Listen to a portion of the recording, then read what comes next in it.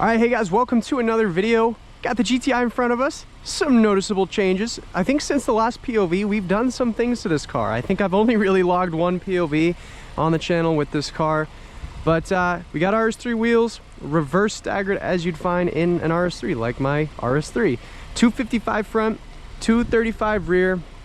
They're a lot heavier from the stock wheels. However, I'm in the middle of kind of figuring how I need to, or how I can take these off, because currently right now they have wheel locks, and that's a whole can of worms because I lost the key.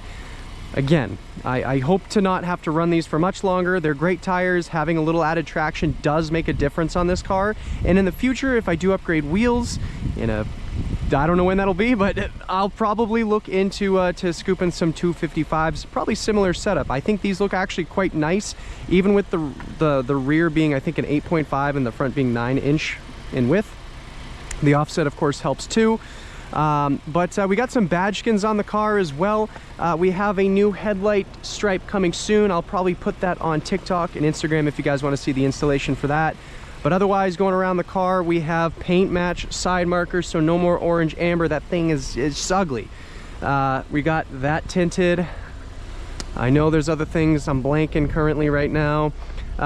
We did darken those up. That used to be red, just like my other cars. So, and I know I'm probably forgetting oh, here we go, guys. Check this out. This is the biggest, honestly, for anyone with a Mk8. I think even the facelift would benefit from it. But getting this all wrapped in there, matte finish. Over time, at first I had some bubbles or whatever, but that'll soon go away. And it's not, I wouldn't say it's perfect. It was a quick installation. It was a hot day. I was sweating, so a lot of excuses. I know, but I love it. I would never ever go a different route. I think this is this is one of the best things you could do to this car for such a low cost. Now, on the subject of modifications, we are trying to tune this thing. I'm working with IE to figure out what tune is on this car, how I can reset this thing back to stock. I'm working with other companies to figure out what tune it is. So I'm waiting to hear back. This thing obviously does have a stage 1 tune, and right now the ECU, I believe, is locked, preventing me from having fun, and going with my preferred tune being IE. So we do have an IE tune, it's just not on the car. But on the subject of IE, we do have their intake. And I did post a video, an installation video, and we, a little bit of a drive for you guys to hear, making sure everything's on there. It is, good deal. We'll give you guys a quick sound clip, because you can't not hear it. I mean, it just, even when you're driving with the hood closed, you can hear it, but it sounds so good. So let's go on a quick drive. We'll talk about some things, and yeah, just a bit of gab hour. You guys love gab hour, so all right. So the next video will hopefully be another RS3 video. I'm gonna kind of alternate between both cars. I drive this thing every day. It's my daily, and honestly, it's like I can't think of a better daily for the money. The experience, the value, everything you get from a GTI is, especially these Mk8s, which a lot of people hate. Whatever, everyone's welcome to their own opinion. I think the Mark 7s and the 7.5s are great cars. They may even be the best GTI. I think there's something to be said about those cars being the better choice, and they could be. But I'll tell you why I like mine, and everyone's welcome. Oh my God, every freaking pothole, guys. These wheels don't ride as nice as they could. A little bit of a softer compound, being a more summer tire, but they're really expensive. On my RS3, when I went through a set in like 5,000 miles, it was like $900. And the previous owner, they were essentially new tires when I bought the car. I wasn't really ripping it that hard, I thought. So very sensitive tire. They don't last very long, and that's why I'm trying to kind of switch back to my stocks, which is on a fresh set of Continental DWS 06 tires. Those are really good tires. So what I'm going to do right now is I'm going to put the car into its custom setting.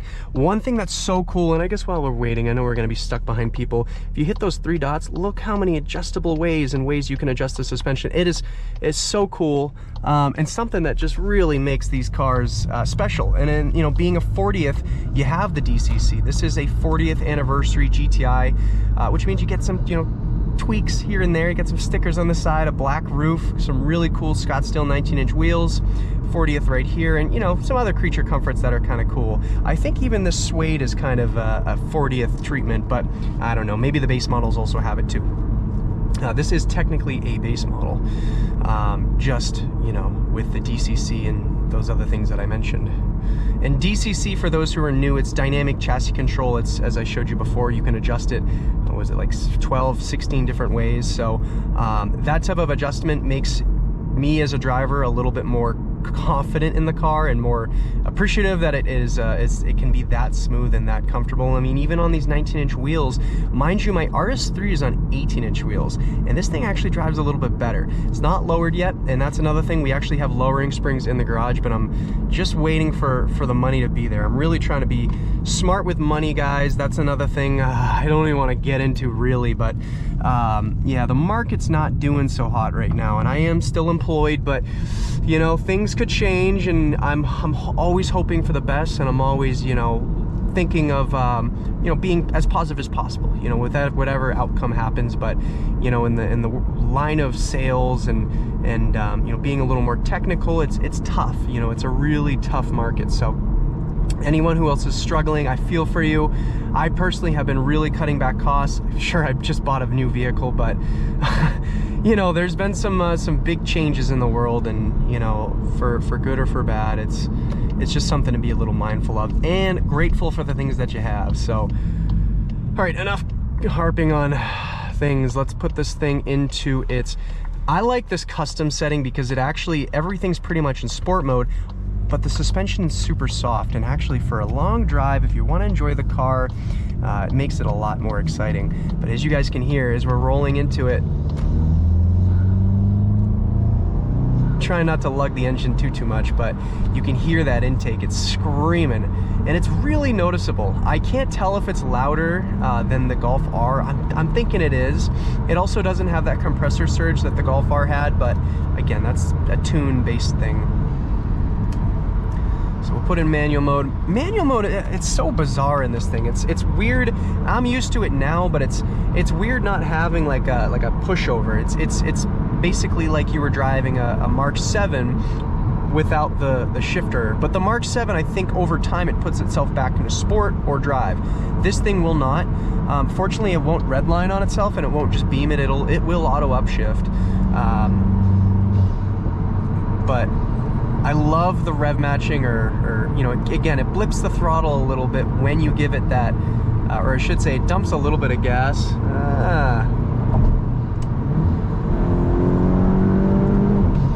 This thing it's pretty quick. I want to know what tune it is, and you know, again, once everything's figured out and revealed, I'll be a little bit more consistent with videos, just so you guys can kind of follow it a little easier. But yeah, it's a good tune. I'm happy with it, but you know, for the setup that I want to go in, for the extra reliability and the monitoring and the data logging, IE is my preferred choice, you know. So that's just me. Everyone's a little different, but I think we'll take some back roads today for you guys. That's one of the exciting things about having a little extra tire in the front too, is diving into corners. You know, it understeers, it will, you know, and you can have those moments, but it's a lot of, you still have a lot of confidence, which lacks even in my RS3. You can never get the tail out in that thing, so, you know, it's not that type of confidence. It's really, you know, it's entry speeds and really monitoring that type of stuff. And it's cool having that VAQ diff. I mean, this thing really turns in for you with just the throttle. We'll turn off traction a little bit later. Again, I don't really want to scorch these tires too bad, but we'll take this corner a little bit hot with traction on. Ooh, hey, how are ya? First gear. All right, let her eat, guys.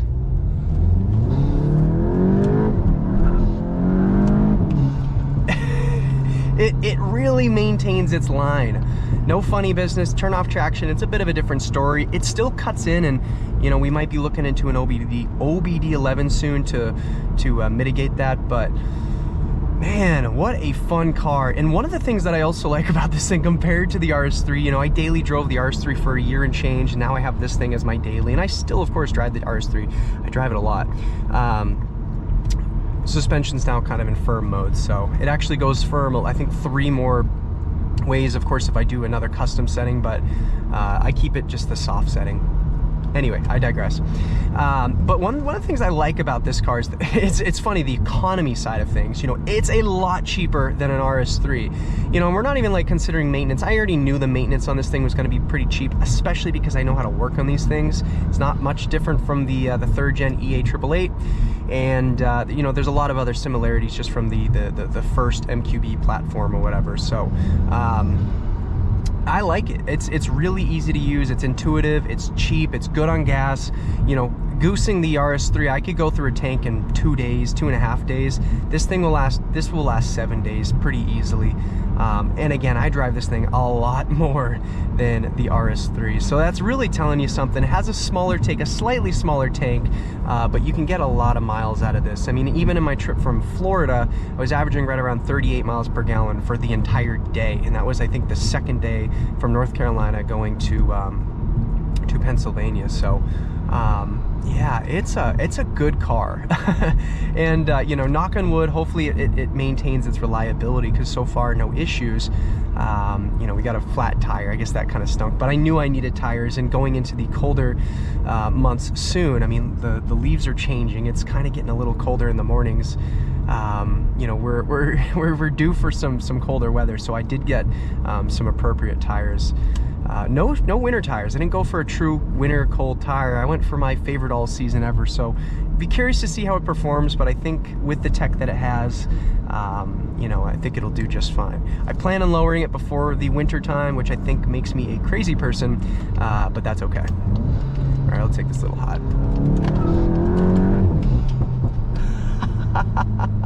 It's so much fun.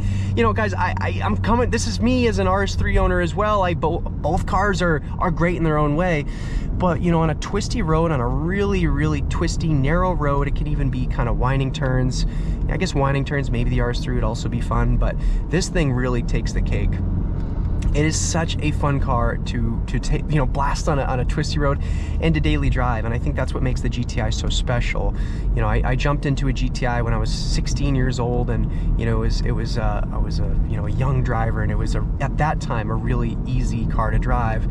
You know, now I'm 26, you know, 10 years later, and I'm in another GTI. It feels to me still like a very special car, and for the price, you know, there's something to be said about that. I mean, this thing doesn't beat you up, and it's some slowly kind of implementing and you know, applying more modifications to it just to make it a little bit more special.